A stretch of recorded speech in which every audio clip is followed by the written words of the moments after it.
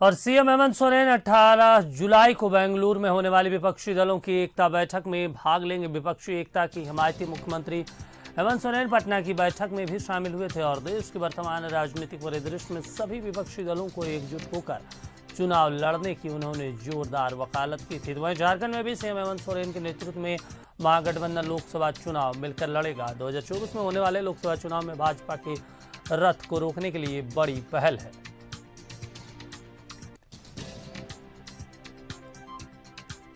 तो देखिए, मिशन 2024 को लेकर महाबैठक होने वाली है बेंगलुरु में और इसके लिए तमाम 26 पार्टियां बेंगलुरु में शामिल होने जा रही, जिसमें खास करके हिंदी भाषी राज्य के तमाम बड़ी जो क्षेत्रीय पार्टियां हैं वो भी शामिल हो रही हैं, जिसमें बिहार से नीतीश कुमार की पार्टी जेडीयू है, आरजेडी है और आपको बता दें कि उत्तर प्रदेश से समाजवादी पार्टी भी शामिल हो रही है। वहीं महाराष्ट्र से उद्धव ठाकरे की शिवसेना और एनसीपी शरद पवार के गुट भी उसमें शामिल होने जा रहे। साथ ही झारखंड से हेमंत सोरेन की जेएमएम पार्टी भी शामिल हो रही है। आपको बता दें कि वहीं जम्मू कश्मीर से भी फारूक अब्दुल्ला की पार्टी नेशनल कॉन्फ्रेंस और महबूबा मुफ्ती की पार्टी पीडीपी भी इस बैठक में शामिल हो रही है। साथ ही में बंगाल से टीएमसी ममता बनर्जी की पार्टी और कम्युनिस्ट की पार्टी भी इस बैठक में शामिल हो रही। तो देखिए, लगभग करीब 26 पार्टियां इस बैठक में शामिल हो रही है और एक तरीके से कहा जा सकता है कि 2024 के लोकसभा चुनाव से पहले विपक्ष की बड़ी बैठक होने जा रही है। और देखिए, इस बैठक को लेकर झारखंड के मुख्यमंत्री हेमंत सोरेन भी बेंगलुरु के लिए रवाना हो चुके हैं। रांची एयरपोर्ट से वो बेंगलुरु के लिए रवाना हो चुके हैं और आपको बता दें कि ये 2 दिवसीय बैठक है जिसमें तमाम बड़े नेता शामिल हो रहे हैं, जिसमें झारखंड मुक्ति मोर्चा के कार्यकारी अध्यक्ष हेमंत सोरेन और झारखंड सरकार के मुखिया हेमंत सोरेन शामिल होंगे, जिसमें तमाम मुद्दों को लेकर और सीट बंटवारे को लेकर बातचीत की जाएगी। आपको बता दें कि दिल्ली के मुख्यमंत्री अरविंद केजरीवाल भी इस बैठक में शामिल होंगे। कल ही उन्होंने प्रेस कॉन्फ्रेंस कर इस बात का ऐलान किया था। हालांकि पहले सस्पेंस था कि अरविंद केजरीवाल जाएंगे या नहीं, लेकिन कांग्रेस के अध्यादेश मुद्दे पर समर्थन के बाद अरविंद केजरीवाल ने तय कर लिया कि वो भी इस बैठक में जाएंगे। और आपको बता दें कि अभी हाल ही में पटना में हुई बैठक में करीब 17 पार्टियाँ शामिल हुई थी, लेकिन बेंगलुरु में होने वाली बैठक में करीब 26 पार्टियाँ को आमंत्रित किया गया है और करीब 26 पार्टियां ही इसमें शामिल होंगी।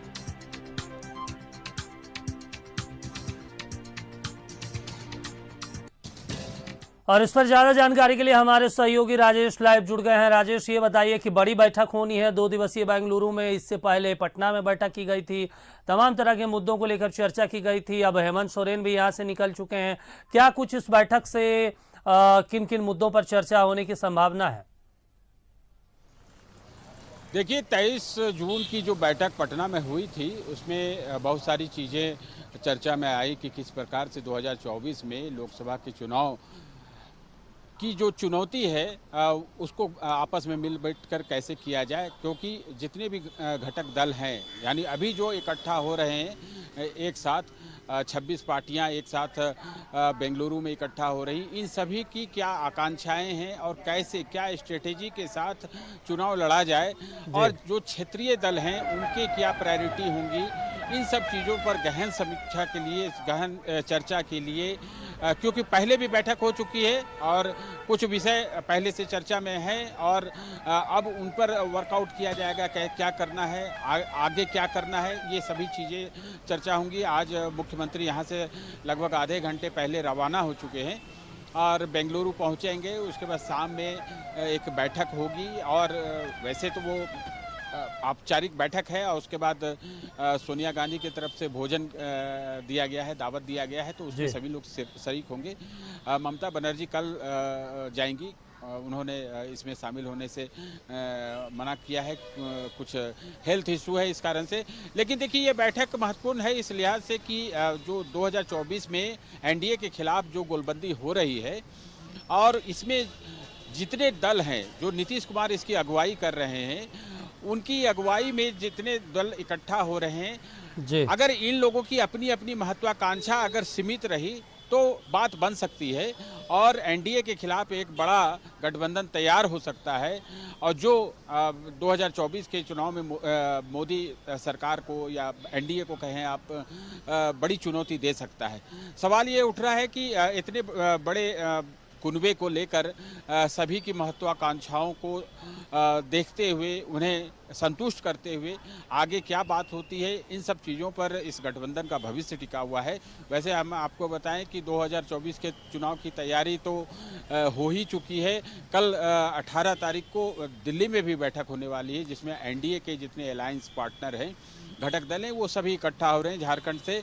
जिस प्रकार से विपक्षी दलों के कुनबे में झारखंड मुक्ति मोर्चा गया है और मुख्यमंत्री चूंकि कार्यकारी अध्यक्ष हैं वो इसमें शामिल होने के लिए गए हैं, उसी तरह से झारखंड में जो आजसू है वह भी उसके भी लीडर हैं सुदेश महतो, वो भी इस बैठक में हिस्सा लेने के लिए दिल्ली जा रहे हैं।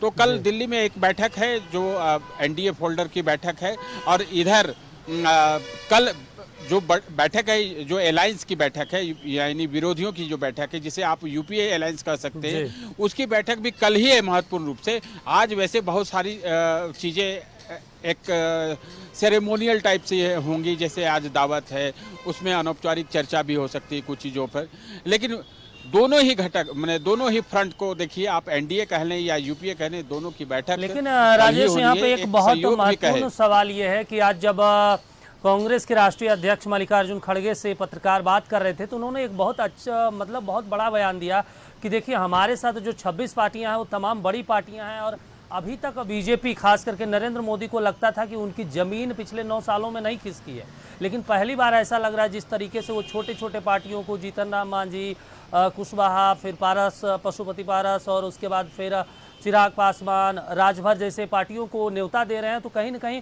नरेंद्र मोदी को भी अब डर लगने लगा है कि जो तमाम बड़ी पार्टियां शामिल हो रही, कहीं ऐसा ना हो कि उसको अगर हम इग्नोर करके चलते हैं तो 2024 में पता चले यूपीए की सरकार आ जाए फिर से। आज मल्लिकार्जुन खड़गे ने बाकायदा इस चीज़ को कहा है। देखिए, जब चुनाव होता है तो उसमें कोई ऐसा नहीं समझना चाहिए किसी को, चाहे वो एनडीए हो यूपीए हो, कि उसे वॉकओवर मिल जाएगा। चुनाव में चुनौती तो होती ही है और सभी को सजग रहना पड़ता है। एनडीए खुद सजग है और यूपीए जो अभी आप समझ रहे जो स्वरूप धीरे धीरे बन रहा है वो भी एक मजबूत अलायंस बनता जा रहा है। तो चुनाव कोई आसान नहीं होता और हर समय आप ये माने कि एक समान जैसा नहीं होता। कभी किसी की साख बहुत अच्छी होती है तो कभी उसमें गिरावट आती है, कोई दूसरा चेहरा सामने आता है, तो ये राजनीति में चलती रहती है। अब 2024 का जो मिशन है, विपक्ष जो जिस प्रकार से गोलबंद हो रहा है, तो एनडीए की चिंता स्वाभाविक है और एनडीए के नेता जो हैं वो मानते भी हैं कि ऐसा नहीं कि कोई चुनौती आसान होती है। चुनाव एक अपने आप में चुनौती होती है, चाहे वो एक उपचुनाव क्यों नहीं हो, उसके लिए बाकायदा तैयारी करनी पड़ती है। और जहां बड़े अलायंस को लेकर चलने की बात होती है तो वहाँ पर बहुत सारे त्याग, समर्पण, ये सारी चीज़ें होती हैं जिनको सोचना समझना पड़ता है। और जो बड़ा दल जो लीड करता है उसे बहुत कुछ सहना भी पड़ता है। तो दोनों बिल्कुल राजेश, एक तरीके से कहा जा सकता है कि दोनों अपने अपने तरीके से होमवर्क पूरा कर रहे हैं ताकि 2024 में लोकसभा चुनाव होने वाले हैं उसमें कोई चूक ना हो। तमाम जानकारी के लिए शुक्रिया राजेश आपका।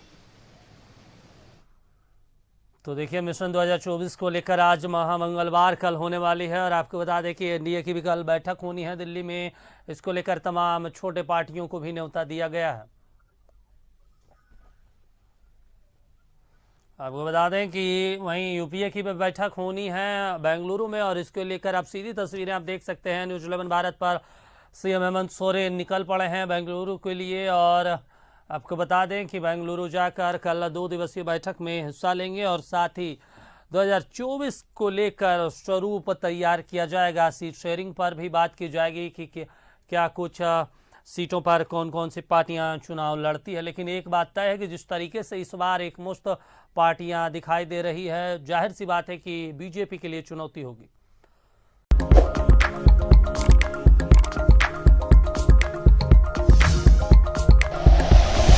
Like and share videos, subscribe करें हमारा चैनल और प्रेस करें बेल आइकॉन। न्यूज़ 11 भारत, सच है तो दिखेगा।